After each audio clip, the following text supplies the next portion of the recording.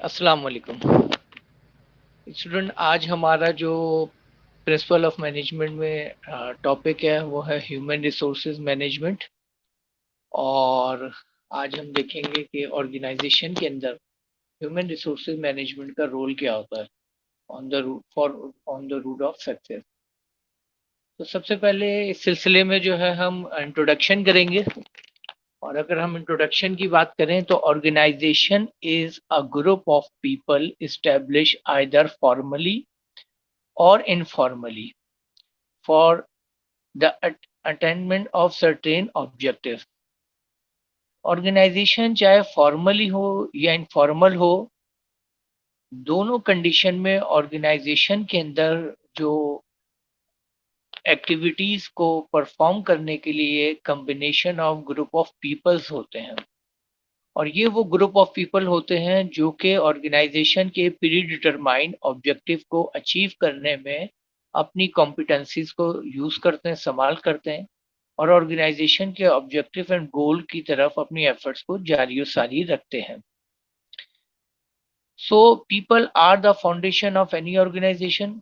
चाहे organisation small हो, चाहे ऑर्गेनाइजेशन मीडियम हो या लार्ज हो, किसी भी ऑर्गेनाइजेशन के अंदर जो लोग होते हैं वो फाउंडेशन होते हैं।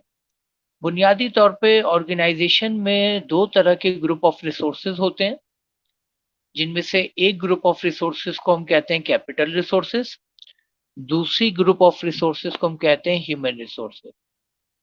कैपिटल रिसोर्सेज हम उन तमाम रिसोर्सेज को बोलते हैं जो कि हम फाइनेंस के जरिए हासिल करते हैं, जैसे कि building, machinery, equipment, land, furniture वगैरह। और ह्यूमन रिसोर्सेज हम कहते हैं वो ग्रुप ऑफ वर्कर, वो क्लासिफिकेशन ऑफ लेबर जो कि हमारी प्रोडक्टिविटी में मेजर रोल प्ले करती है। जनरली नॉर्मल हम वर्कर को तीन ग्रुप में डिवाइड करते हैं। इनमें एक ग्रुप होता है स्किल वर्कर का, यानी जिनको हम स्किल वर्कर कहते हैं। सेकंड होता है सेमी स्किल वर्कर का, और थ्री होता है अनस्किल वर्कर का। अब अगर हम थोड़ी सी इनकी डेफिनेशन की बात करें तो स्किल वर्कर हम कहते हैं वो तमाम वर्कर जो किसी भी फील्ड में, स्पेसिफिक फील्ड में मैक्सिमम नॉलेज, मैक्सिमम एक्सपीरियंस और मैक्सिमम एक्सपर्टीज इन्हेंस करने के बाद वो सर्विसेज प्रोवाइड करते हैं, वो कहलाते हैं हमारे स्किल वर्कर। या सेकंड हमारे पास है semi skill worker. Semi skill worker वो वर्कर होते हैं जो किसी भी स्पेसिफिक फील्ड में एवरेज नॉलेज, एवरेज एक्सपीरियंस और एवरेज एक्सपर्टीज हासिल करने के बाद सर्विसेज फराम करते हैं, वो हमारे लिए कहलाते हैं सेमी स्किल वर्कर। और अनस्किल्ड वर्कर वो होते हैं जो किसी भी फील्ड में कोई एक्सपीरियंस रखते हैं, ना कोई एजुकेशन रखते हैं, ना कोई स्किल रखते हैं, और वो ऑर्गेनाइजेशन में बहुत इनिशियल और बहुत सिंपल वर्क को परफॉर्म करते हैं, वो हमारे अनस्किल्ड वर्कर कहलाते हैं। अब अगर हम इनके एग्जाम्पल देखें तो स्किल वर्कर की एग्जाम्पल हैं जैसे डॉक्टर्स, इंजीनियर्स, लॉयर्स, ये तमाम कौन है? Professors, skill worker. इसी तरह अगर सेमी स्किल वर्कर की बात करें तो अगर इंजीनियर जो है स्किल वर्कर है तो ऑटो मैकेनिक जो है वो सेमी स्किल वर्कर है। इसी तरह अगर हम बात करें कि डॉक्टर अगर स्किल वर्कर है तो मेडिकल लैब में जॉब करने, काम करने वाले सेमी स्किल वर्कर है। इसी तरह जो है अनस्किल वर्कर में जैसे कि वॉचमैन, पियोन वगैरह, ये हमारे अनस्किल वर्कर होते हैं।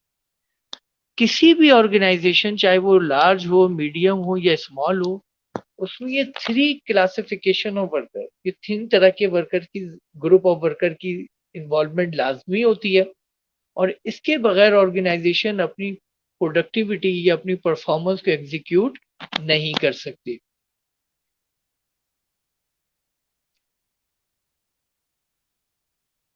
In the societal context, organization need people and people need organization।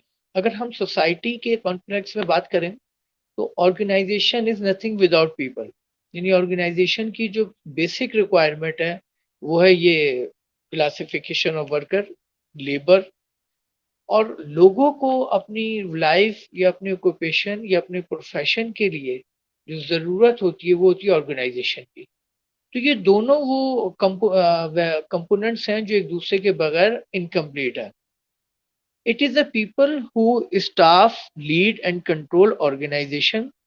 ये लोग ही होते हैं जो ऑर्गेनाइजेशन में स्टाफ होते हैं, यही और लोग होते हैं जो ऑर्गेनाइजेशन में लीडिंग करते हैं, यही लोग होते हैं जो ऑर्गेनाइजेशन में कंट्रोलिंग करते हैं। तो ये डिफरेंट डेजिग्नेशन, डिफरेंट पोजीशन पर डिफरेंट अथॉरिटी रखते हुए ऑर्गेनाइजेशन में अपनी रिस्पॉन्सिबिलिटी को परफॉर्म करते हैं। Person involve in an organisation are refer as human resources. वो तमाम लोग जो ऑर्गेनाइजेशन में इन्वॉल्व होते हैं, ऑर्गेनाइजेशन का हिस्सा होते हैं, उनको हम कहते हैं ह्यूमन रिसोर्सेज।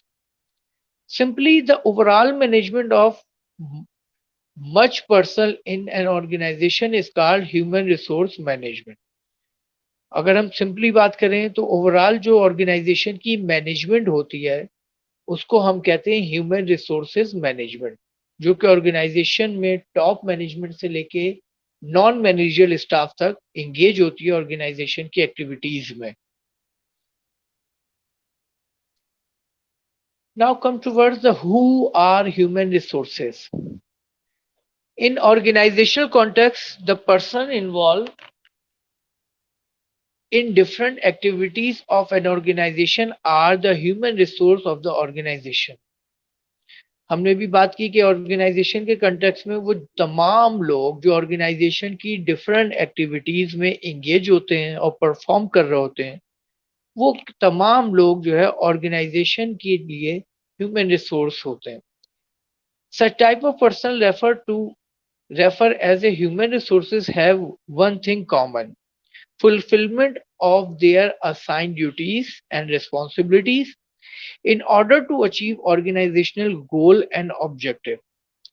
ये जितनी भी ह्यूमन रिसोर्सेज होती है, ये जितने भी वर्कर्स या जितने भी लेबर्स होती है, इनके जो duty different group of worker को डिफरेंट ड्यूटीज असाइन की जाती है।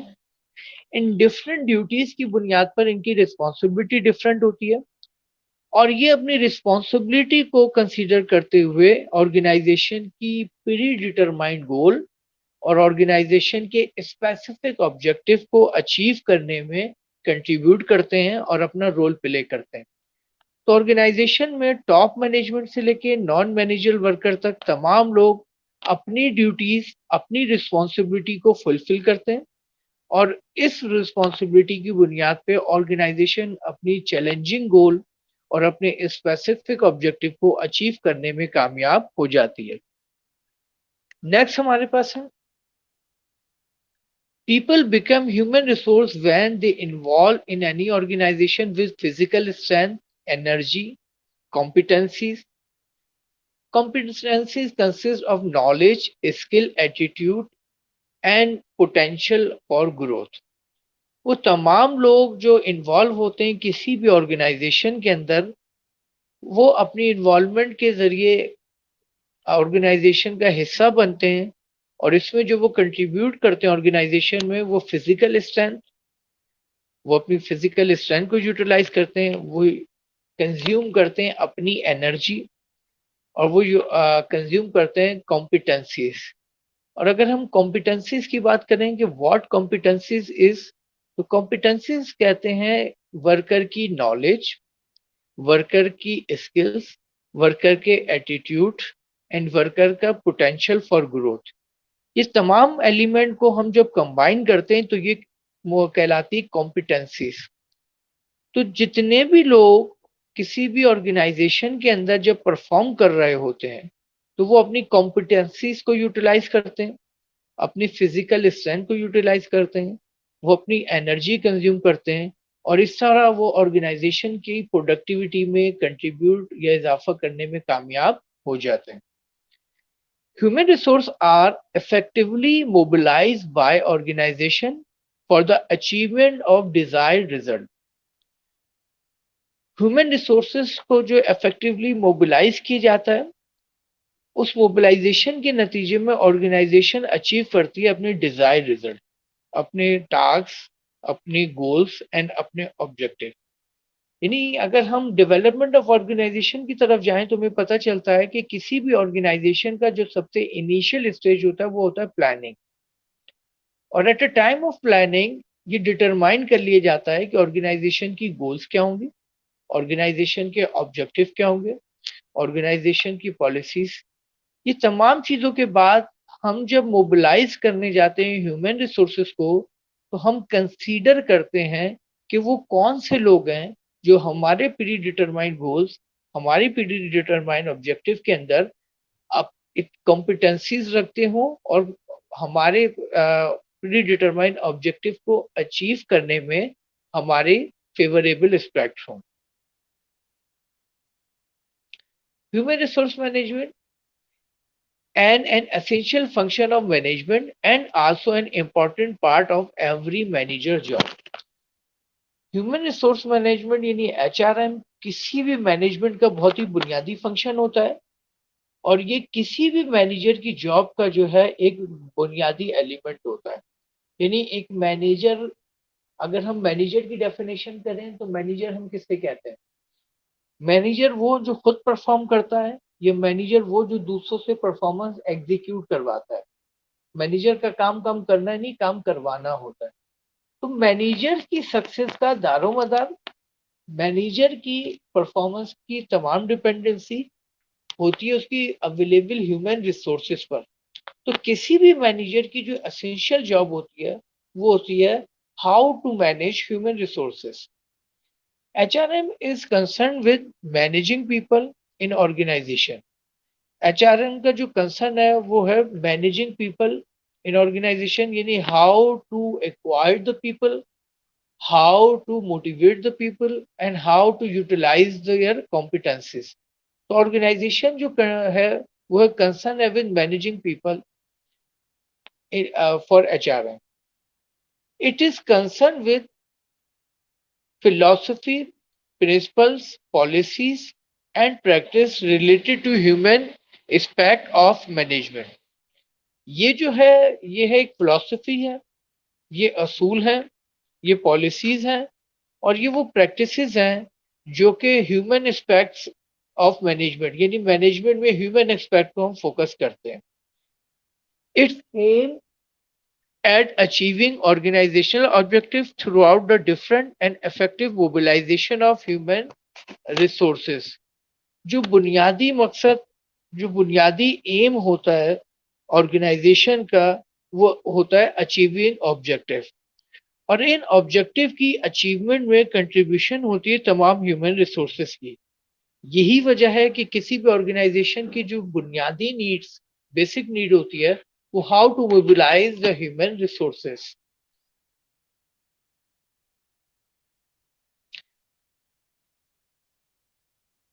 According to Daniel, HRM is a process of accomplishing organizational objective by acquiring, retaining, terminating, developing, and properly using the human resource in the organization।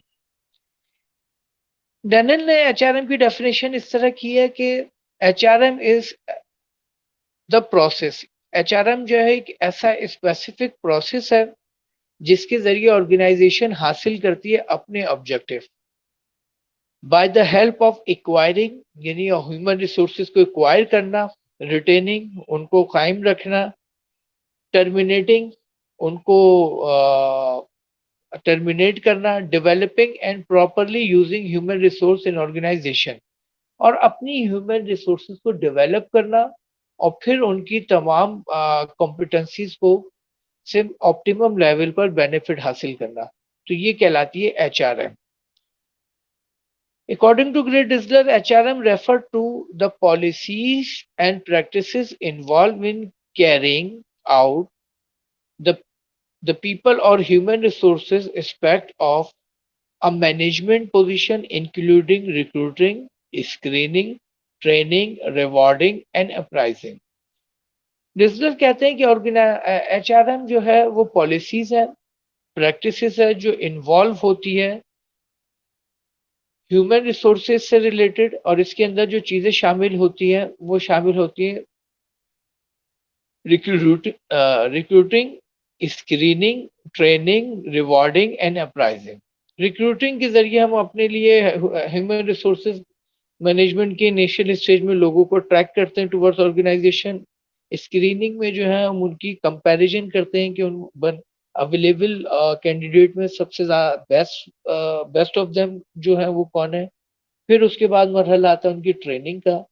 फिर मरहला आता है उनकी rewarding का। फिर ऑर्गेनाइजेशन उनको रिवॉर्ड्स देती है, ये फाइनेंशियल भी होते हैं, नॉन फाइनेंशियल भी होते हैं। और फिर प्राइजिंग होती है, यानी उनकी परफॉर्मेंस को प्राइज किया जाता है। Human resources management is a process concerned with the management of person along with their energies, competencies for achievement of organization objective by process of acquiring, developing, utilizing such person. Human resource एक ऐसा खास process है जिसके जरिए हम जो है different people की कॉम्पिटेंसीज को अचीव करते हैं। और on the basis of this competencies organisation अपने ऑब्जेक्टिव को एफिशिएंटली एंड इफेक्टिवली अचीव करती है। और इस सिलसिले में जो हमारा प्रोसेस का एक अहम स्टेप होता है वो होता है acquiring, developing, utilising such person. यानी हम एक्वायर करते हैं, फिर वो डेवलप करते हैं और फिर यूटिलाइज करते हैं उन पर्सनल को।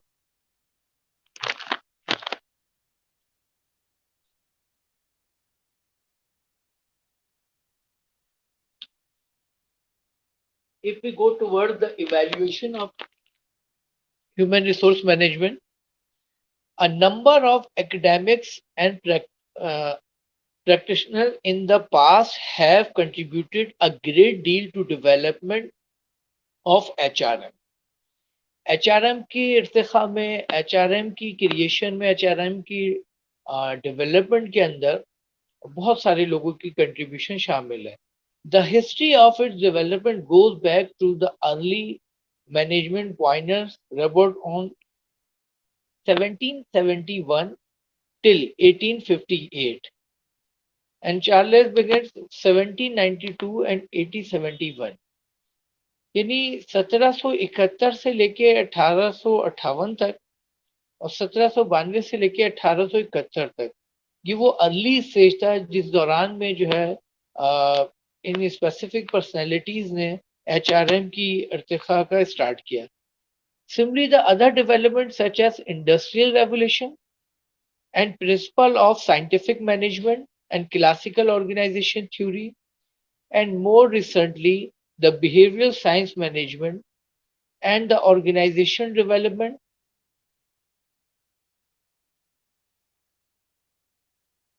Organizational development movement have influenced the development of person management and HRM. HRM की इंपॉर्टेंस और HRM की वैल्यू और ज्यादा उस वक्त बढ़ गई जब 18th सेंचुरी में इंडस्ट्रियल रेवोल्यूशन आया। और अगर हम बात करें इंडस्ट्रियल रेवोल्यूशन की तो ये वो टाइम था जब बिजनेस के अंदर एक इनकलाबी तब्दीलियां आई और बिजनेस की एफिशिएंसीज एंड इफेक्टिवनेस के अंदर बहुत ज़्यादा इम्प्रूवमेंट हुई और बिजनेस जो है बहुत ज़्यादा प्रोडक्टिविटी की तरफ चला गया। ये वो दौर था जब हमारे हैवी इंडस्ट्री के अंदर इन्वेंशन और इनोवेशन सबसे ज़्यादा हुई और इन हैवी इंडस्ट्री की बुनियाद पर न्यू इंडस्ट्रीज की डेवलपमेंट हुई और यहाँ से एक बिजनेस के अंदर बूम आया। जैसे जैसे बिजनेस के अंदर डाइवर्सिटी आती गई वैसे वैसे बिजनेस की कैपेसिटी टुवर्ड्स ह्यूमन रिसोर्सेज बढ़ती गई और जैसे जैसे कैपेसिटी टुवर्ड्स ह्यूमन रिसोर्स बढ़ी वैसे वैसे डेवलपमेंट ऑफ HRM का इर्तिखा में तेजी से इजाफा हुआ और आज HRM एक स्पेसिफिक फील्ड, एक स्पेसिफिक डिपार्टमेंट की सूरत में हमारे सामने मौजूद है। आज किसी भी ऑर्गेनाइजेशन, चाहे वो स्मॉल हो, चाहे ऑर्गेनाइजेशन मीडियम हो या ऑर्गेनाइजेशन लार्ज हो, उस ऑर्गेनाइजेशन की सक्सेस में जो सबसे अहम रोल होता है वो उस ऑर्गेनाइजेशन के HR डिपार्टमेंट या HR ग्रुप का होता है। The trend of the development of HRM in past can be explained throughout the following period. Early scientific management, ये वो टाइम था जब हमारे यहाँ हिस्ट्री में डेवलपमेंट हुई साइंटिफिक मैनेजमेंट की। साइंटिफिक मैनेजमेंट, जब साइंटिफिक मैनेजमेंट मेच्योर है, ह्यूमन रिलेशन मूवमेंट, जब ह्यूमन रिलेशन मूवमेंट का आगाज हुआ, और आज जो टाइम है द न्यू HRM एरा, और जो हम आज न्यू HRM के एरा में मौजूद है। अगर हम बात कर रहे हैं early scientific management, the history can be trace back to the origin of personal management. In the beginning of 18th century, many masons, carpenter, leather workers, and people of other craft organized themselves into guilds. जब हम history की तरफ जाते हैं origin of personal management में, तो हमें पता चलता है कि ग्रुप ऑफ वर्कर मेसन्स की शेप में, कारपेंटर की, leather worker and other specific work activities के अंदर हमें एंगेज नजर आते हैं। In the latter part of 18th century, the welfare concept was developed by some permanent family business house in UK. और ये वो टाइम था 18th सेंचुरी का जब एक नया कॉन्सेप्ट डेवलप हुआ जिसको हम कहते हैं वेलफेयर कॉन्सेप्ट। और इस वेलफेयर कॉन्सेप्ट की डेवलपमेंट से फर्दर इम्प्रूवमेंट हुई टुवर्ड्स HRM। फिर नेक्स्ट पीरियड आया industrial revolution. Started from the late 18th century, labor was treated as a commodity to be bought or sold. There was a strict system for punctuality and rigorous working rules. 18th century में एक specifically human resources को as a trade use किया जाने लगा, और ये वो time था जब बहुत ज्यादा तेजी से इंपॉर्टेंस में इजाफा हुआ ह्यूमन रिसोर्सेज की। क्योंकि 18th सेंचुरी के बाद जो प्रोडक्टिविटी के अंदर मेन कंट्रीब्यूशन था वो ह्यूमन रिसोर्सेज का था, और यहाँ पे ह्यूमन रिसोर्सेज की डेवलपमेंट तेजी से बढ़ती चली गई। If you talk about the scientific management, तो साइंटिफिक मैनेजमेंट का जो कॉन्सेप्ट डेवलप किया था वो टेलर ने किया था। What is scientific management? Invented principle of scientific management in the 19th century. Management की डेवलपमेंट में जो एक अहम कंट्रीब्यूशन था वो टेलर का था, और टेलर ने ये कंट्रीब्यूशन किया in a shape of scientific management. उन्होंने एक कॉन्सेप्ट इंट्रोड्यूस कराया जिसको हम कहते हैं साइंटिफिक मैनेजमेंट। वो क्या था concept? He suggested to plan work and give method to maximise productivity and minimise inefficiencies.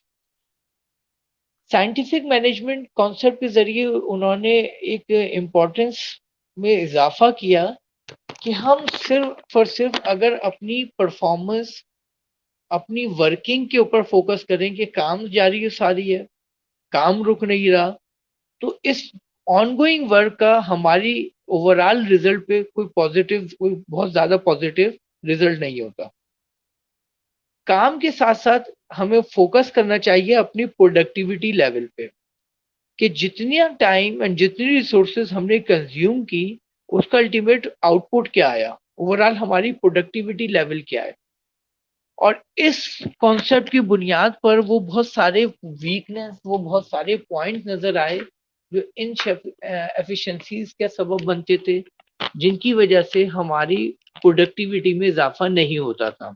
तो यहाँ पर हमें अपनी परफॉर्मेंस को इनहेंस करने के लिए ड्यू टू साइंटिफिक मैनेजमेंट अपनी प्रोडक्टिविटी को इजाफा करने में बहुत सारी काउंसलिंग, बहुत सारी रहनुमाई मिली, और जिसके जरिए हमारी डेवलपमेंट में और तेजी से इजाफा होता चला गया। In his study he explain less about humanisation of workplace and focus more on output from the workers.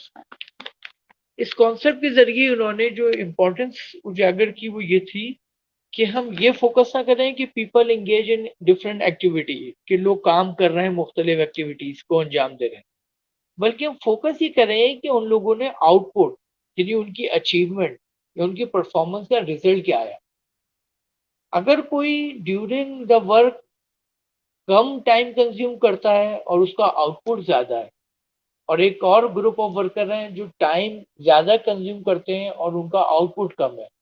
तो हमारे लिए ज्यादा एफिशिएंट और ज्यादा इफेक्टिव वो लोग हैं जिनका रिजल्ट ज्यादा है, जिनका आउटपुट ज्यादा है। तो यहाँ पर जो है हमारे साइंटिफिक मैनेजमेंट के जरिए परफॉर्मेंस में, प्रोडक्टिविटी में, ग्रोथ में बहुत ज्यादा इंप्रूवमेंट आई। और यहाँ से एक बहुत ही एक bright concept of management develop हुआ। ह्यूमन रिलेशन मूवमेंट, ये भी कॉन्सेप्ट है। इनके जो ये कॉन्सेप्ट दिया है एल्टन मायो ने। Investigated the causes of low productivity different from Taylor perspective।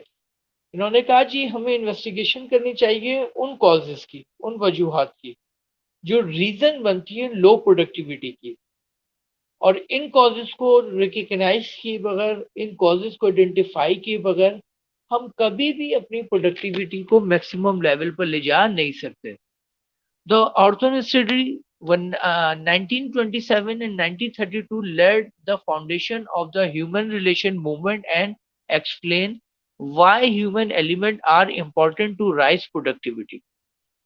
फिर एक फर्दर स्टडी हुई जिसको हम ऑर्थोन स्टडी कहते हैं, और ये स्टडी ये थी कि हमारी प्रोडक्टिविटी में हमारे ह्यूमन रिलेशन की मूवमेंट, यानी हमारे ह्यूमन रिलेशन जो डेवलप हम करते हैं, इनकी जो मूवमेंट है, इनका रोल क्या है।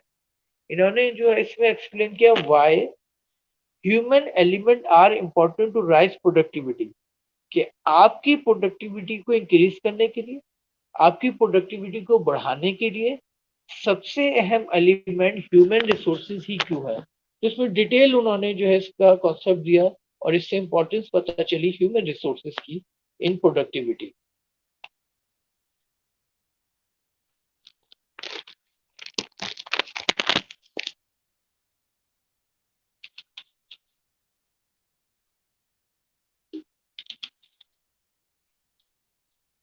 The HRM era, it was by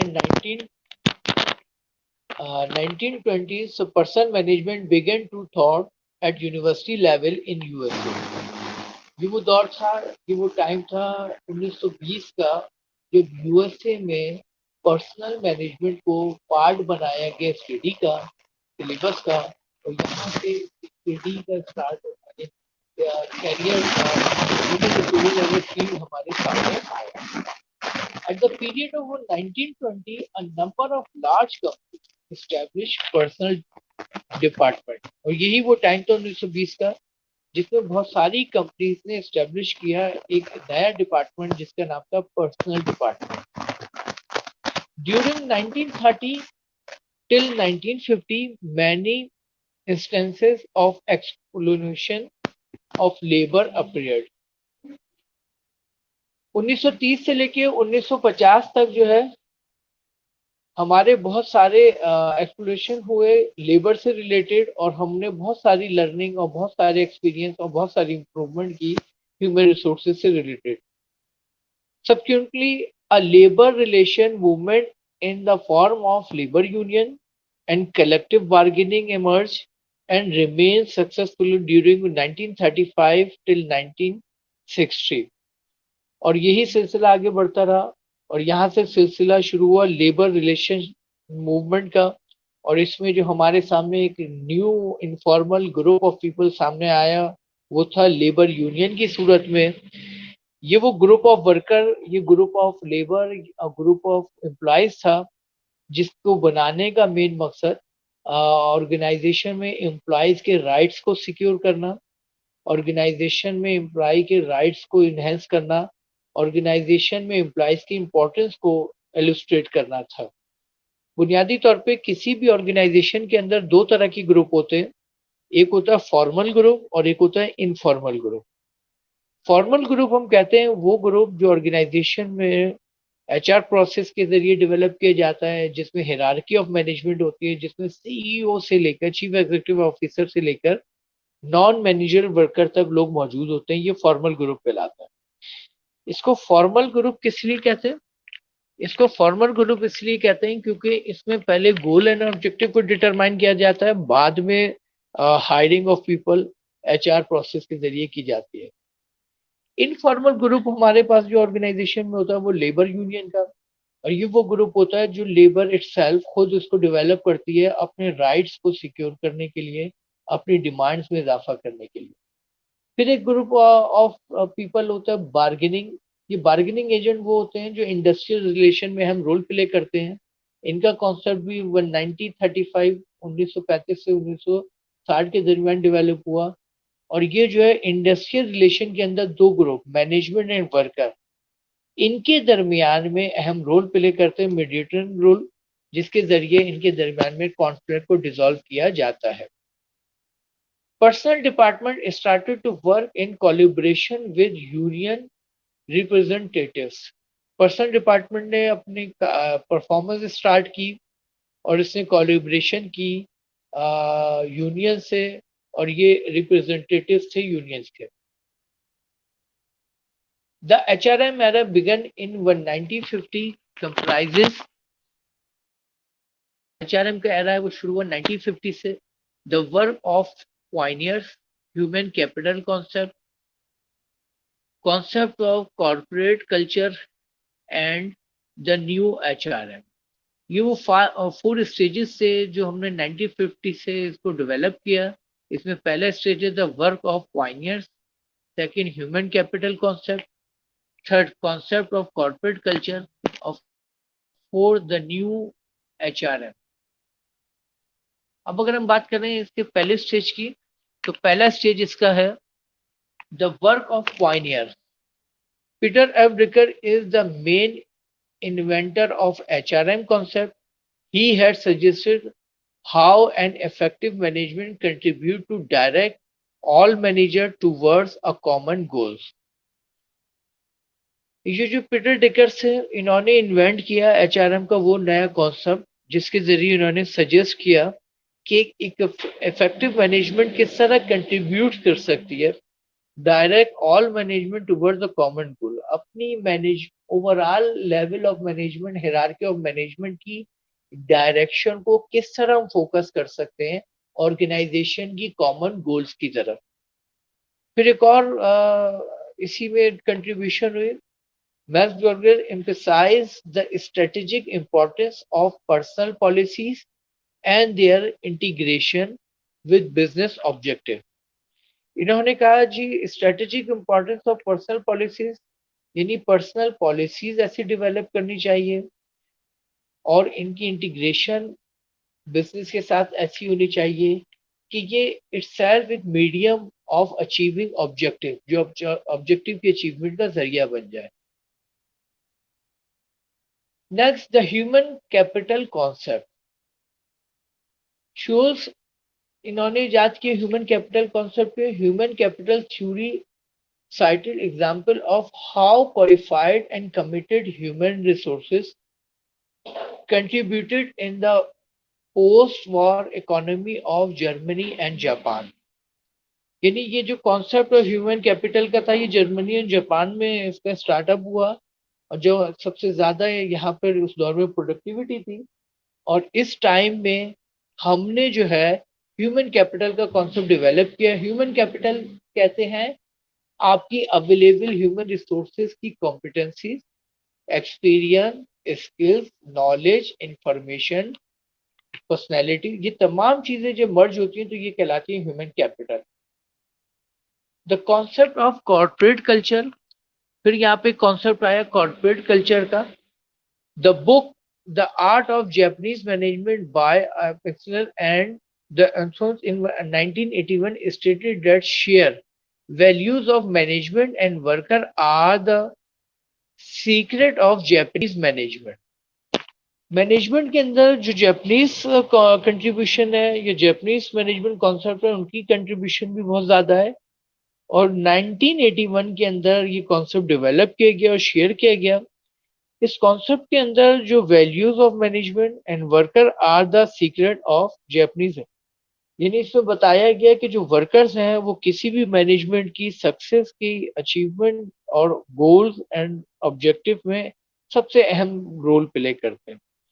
the book in search of excellence written by TJ Peters and और वर्कमैन।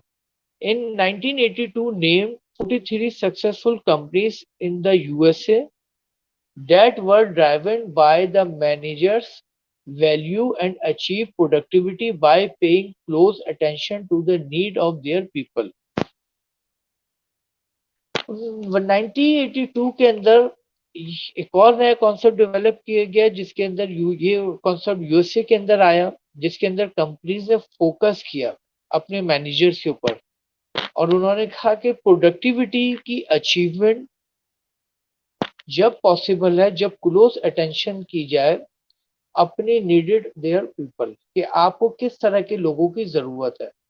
तो आप अगर सही वर्कर को हायर करने में कामयाब हो जाते हैं तो आप अपनी फ्यूचर की प्रोडक्टिविटी को भी सिक्योर करने में कामयाब हो जाते हैं।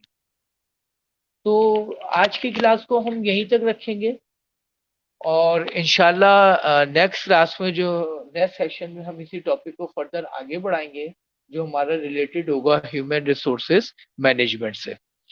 अस्सलाम वालेकुम।